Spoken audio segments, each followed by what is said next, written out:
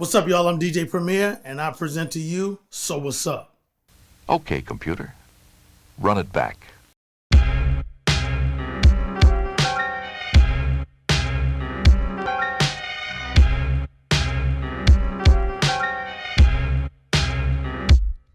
So what's up?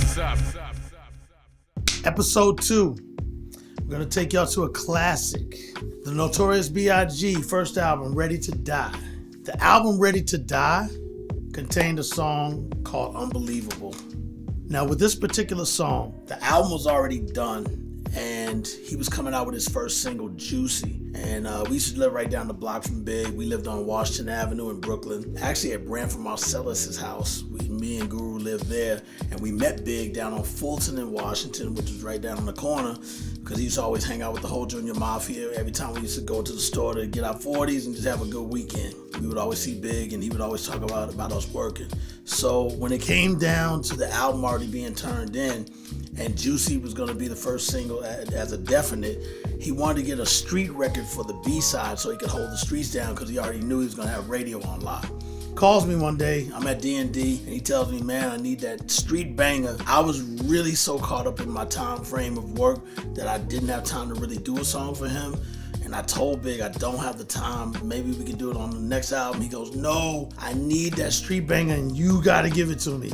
And I don't care if it's just some notes just going bap, bap, bap. And I was like, all right, let me find some notes. I found a dope sample, which we call stabs. Stabs is when it's just bam.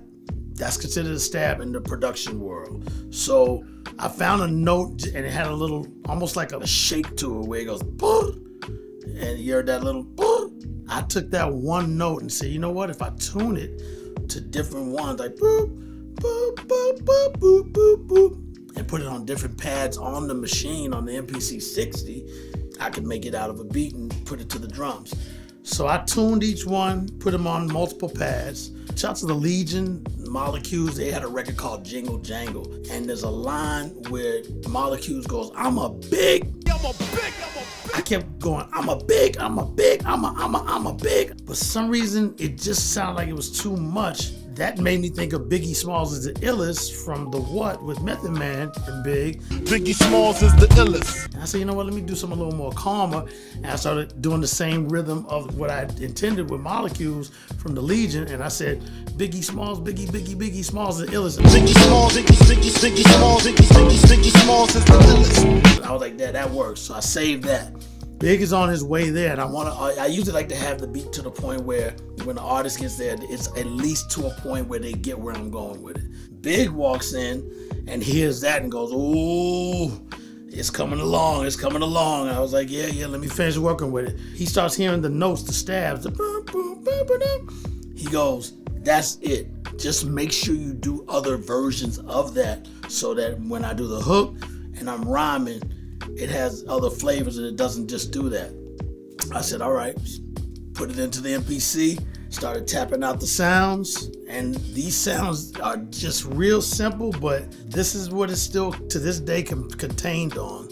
And you know, you got to salute these floppy just because of that, because there's no other way we would have even been able to save it, because there was no other process then when it came to sampling. Put it down, we stayed about maybe 8 or 9 hours, and it got to a point where I was like, yo, Big, you haven't written anything down yet, bro? And I mean, it's getting late, I want to go home soon. He goes, oh, no doubt, I'm ready. Like, you haven't written anything. He goes, I don't write nothing on paper. Because again, mind you, I've heard all of his album, but I never saw the process of him recording. So to see him just go in and go, live from Bedford Stuyvesant, the live one, we were like, oh shit, this dude don't even write rhymes. And to have his clever wordplay that he does, and it doesn't do it on paper, that shows you the incredible mind of Notorious B.I.G. or better yet, Christopher Wallace, and how ill he really is as an MC and as a lyricist. Everybody knows it went a little something like this. Buckshots out the sunroof, Alexis coupes, leave no witnesses. What you think this is? Ain't no amateurs here. I damage and tear, MCs fear me. They too near not to hear me. Clearly, I'm the triple beam dream. 1,000 grams of uncut to the gut. We got one of the biggest records, and it was the first gold single I ever had in my career. It's on my wall right now. It's one of my most sacred plaques that I've ever gotten. Salute Biggie, salute the whole team, the whole family. Rest in peace, my brother. B.I.G. Unbelievable. Yes, sir. Yes, sir. Yes. When I say B.I., you say G. B.I.G. B.I.G. When I say rested, you say B.